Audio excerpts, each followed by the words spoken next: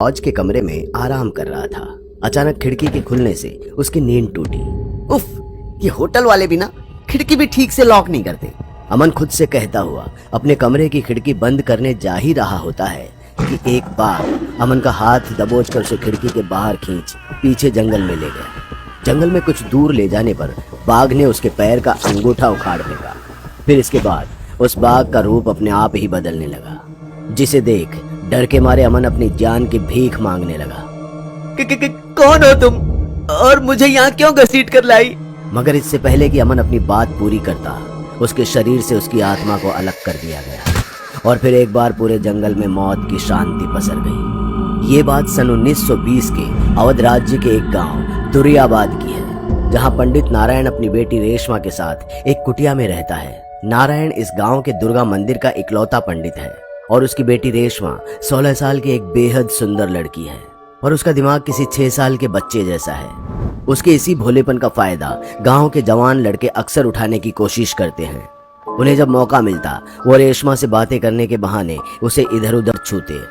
दिमाग से कमजोर होने के कारण रेशमा उनके बुरे इरादों को कभी समझ नहीं पाती। वैसे पंडित जी के होते किसी की मजाल नहीं थी कि कोई रेशमा की तरफ आंख उठाकर भी देखे, पर मनचले मर्दों पर कब तक कोई लगाम कसे। पंडित नारायण अपनी पंडिताई के साथ साथ तंत्र मंत्र और झाड़ फूक के भी विशेषज्ञ थे। वो अपनी इस शक्ति का इस्तेमाल कर अक्सर गांव वालों की सहायता करते थे। इस तंत्र मंत्र के ज्ञान के बावजूद पंडित नारायण अपनी खुद की कोई मदद नहीं कर सकते थे, क्योंकि उनकी बीमारी उसे अंदर ही अंदर खाए जा रही थी। इसलिए उन्होंने रेशमा को एक दिन कमरे में बुलाया। मेरी बच्चे, मेरे बाद तेरा क्या होगा, यही सोचकर मेरा दिल बैठा जाता है। बाबा, आप मेरी चिंता क्यों करते हो? सब है ना मेरे लिए और सब कितना प्यार करते हैं मुझसे। अरे इसी बात का तो अफसोस है मेरे बच्चे, तुझे प्यार और वासना के बीच फर्क करना नहीं आता। काश मैं तेरा ख्याल रखने के लिए हमेशा तेरे आस पास रहता। पर बाबा, आप ही तो कहते हो ना, प्यार करने वाले हमेशा साथ ही रहते हैं। रेशमा की बात सुन पंडित को एक तरकीब सूझी। उन्होंने अपने गले से रुद्राक्ष की माला निकाल एक मंत्र का जाप किया, फिर रेशमा को देते हुए कहा, बेटा, मेरे मरने के बाद इस माला को मेरी कुछ अस्थियों के साथ इस घर में सुरक्षित रख देना। मेरा वादा है, मैं मरने के बाद भी तेरे आसपास ही रहूंगा, तेरा ध्यान रखने के लिए। 3 साल गुजर चुके हैं। पंडित नारायण के जाने के बाद अब रेशमा ही इस काली माता के मंदिर की देखरेख और यहाँ पूजा पाठ करती है। आज भी मनचले रेशमा को बुरी नजर से देखते हैं, पर किसी में इतनी हिम्मत नहीं कि वो रेशमा के करीब जाकर उसका फायदा उठाए, क्योंकि पिछली बार जब किसी ने रेशमा का फायदा उठाने की कोशिश की थी तो रेशमा के छूते ही उसे बिजली का झटका लगा, जिसके बाद वो फिर कभी अपने बिस्तर से नहीं उठ पाया। और इस हादसे से सबको यकीन हो गया कि पंडित नारायण आज भी अपनी बेटी के साथ है। फिर एक दिन चौक के बीच से अंग्रेजी अफसर का काफिला गुजर रहा था, जिसमें कैप्टन हेनरी मिल्स, उनके घोड़ों को संभालने वाला राजन और कुछ छावनी के सैनिक वायसराय के मकान की तरफ जा रहे थे। रेशमा की नजर जैसे ही राजन पर पड़ी, उसने कुछ ऐसा महसूस किया जो आज तक उसने किसी और मर्द के लिए महसूस नहीं किया था।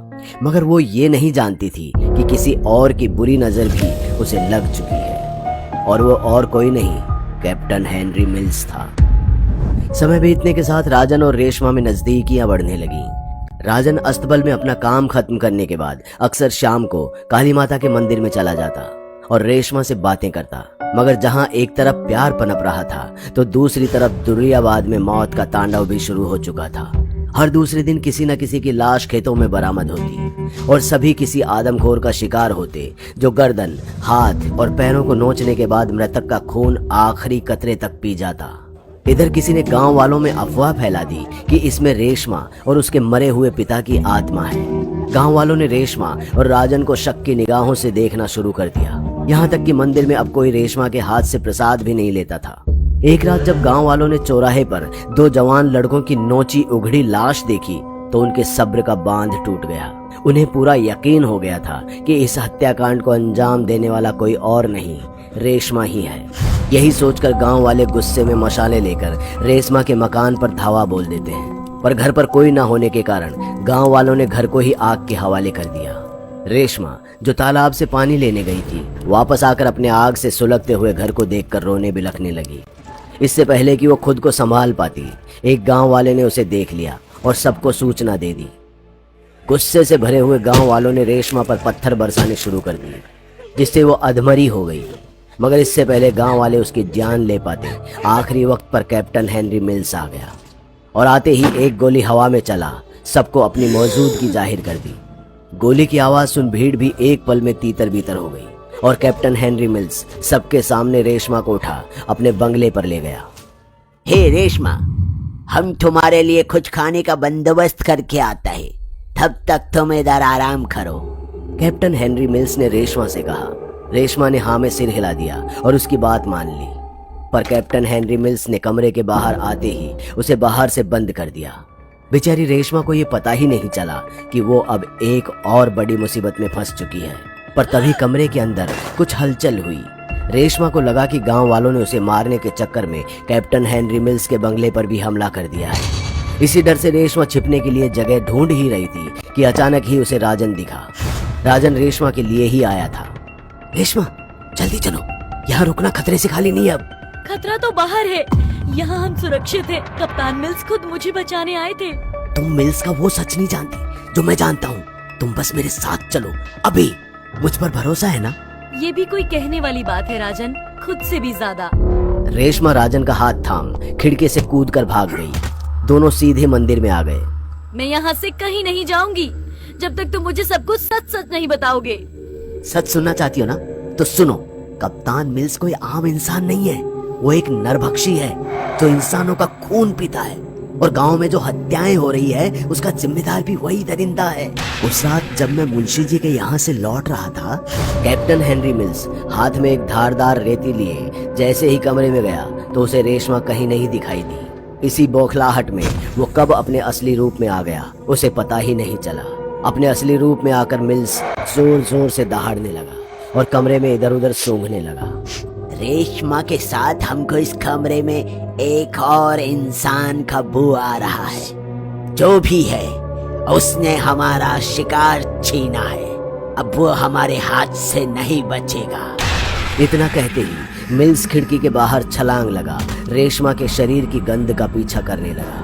क्या इसका मतलब कप्तान मिल्स ने ही गाँव वालों के बीच अफवाह फैलाई है ताकि गाँव वाले मेरे घर को आग लगा दे? अरे इन अंग्रेजी अफसरों के लिए ये कोई नई बात नहीं है। जब ये भाई से भाई को भिड़ा सकते हैं तो अपनी हवस पूरी करने के लिए किसी भी हद तक जा सकते हैं। तो राजन अब हम क्या करें? तुम चिंता मत करो, मैंने घोड़ा गाड़ी का बंदोबस्त कर लिया है। आज रात के बाद हम हमेशा हमेशा के लिए कहीं दूर निकल जाएंगे और फिर हमें कोई अलग नहीं। राजन अपनी बात पूरी कर ही रहा होता है कि पीछे से मिल्स ने अपने शैतानी रूप में उसकी गर्दन का मांस नोच उसे एक झटके में जिंदा से मुर्दा कर दिया। रेशमा का प्यार हमेशा हमेशा के लिए इस दुनिया से जा चुका था। हे राजन, 3 साल का वफादारी के बाद ऐसा गद्दारी भला हम कैसे माफ करेगा? ऊपर से तुम हमारे सबसे प्यारे शिकार से प्यार कर बैठे और हमें बताया भी नहीं। Very bad. हे दुर्गा माँ, इस हैवान से मेरी रक्षा करो दुर्गा माँ। हे, तुम एक पत्थर से अपना जान का भीख मांग रहा है? जब लॉर्ड वैम्पायर सामने है तो भला तुम्हारे पत्थर के देवी देवता क्या कर लेंगे? इसलिए ज्यादा सोचने का नहीं, जो होने वाला है उसका मजा लो। इतना कहकर मिल्स बेफिक्र रेशमा की ओर बढ़ने लगा। रेशमा भी कैप्टन हेनरी मिल्स के गंदे इरादे समझ उससे डरकर पीछे होने लगी। पर कैप्टन मिल्स ने रेशमा को पकड़ लिया और उसके जिस्म को अधढंगे तरीके से सूंघने लगा। रेशमा बेबस होकर बिलख बिलख कर रोने लगी कि तभी एक ऐसा चमत्कार हुआ जिसकी किसी ने कल्पना भी नहीं की थी। रेशमा को रोता बिलखता देख दुर्गा माता की मूर्ति से एक तेज रोशनी निकल सीधा रेशमा के शरीर पर पड़ी, जिससे उसके जिस्म की सारी हड्डियां खुद ब खुद टूटने लगी। उसका शरीर अकड़ने लगा था और देखते ही देखते रेशमा एक बाघ में बदल गई। अपने सामने बाघ को देख मिल्स डर कर पीछे होने लगा, पर बाघ ने मिल्स पर ऐसा वार किया जिससे वो एक ही पल में अधमरा हो गया। मिल्स को अपने सामने एड़ियां रगड़ता देख रेशमा ने बाघ से एक चेड़िप का रूप ले लिया। उसकी कदकाठी किसी सामान्य स्त्री या पुरुष से काफी अलग थी और चेड़िप के रूप में आते ही उसने मिल्स को गर्दन से दबोचकर एक झटके में उसका सर उसके धड़ से अलग कर उसका खून पीने लगी। उसने भी मिल्स को वैसी ही मौत दी जैसा कि मिल्स ने उसके प्यार राजन के साथ किया था। दुर्याबाद अब एक खूंखार नरभक्षी की गिरफ्त से आजाद था। अगले दिन गांव वाले जब मंदिर की चौखट पर पहुंचे तो उन्हें वहां राजन और कप्तान मिल्स के शव के सिवा कुछ नहीं मिला। पुलिस वाले जब तहकीकात करने पहुंचे तो उन्हें मिल्स की जेब से बस एक चिट्ठी बरामद हुई जिस पर किसी लॉर्ड वॉरेन का नाम लिखा था। और इस हादसे के बाद से दुर्याबाद में अगर कोई पुरुष किसी भी स्त्री को बुरी नजर से देखता है या उसके साथ ज्यादती करता है तो रात के काले साये में उसे सजा देने की जिम्मेदारी चेड़िप की है।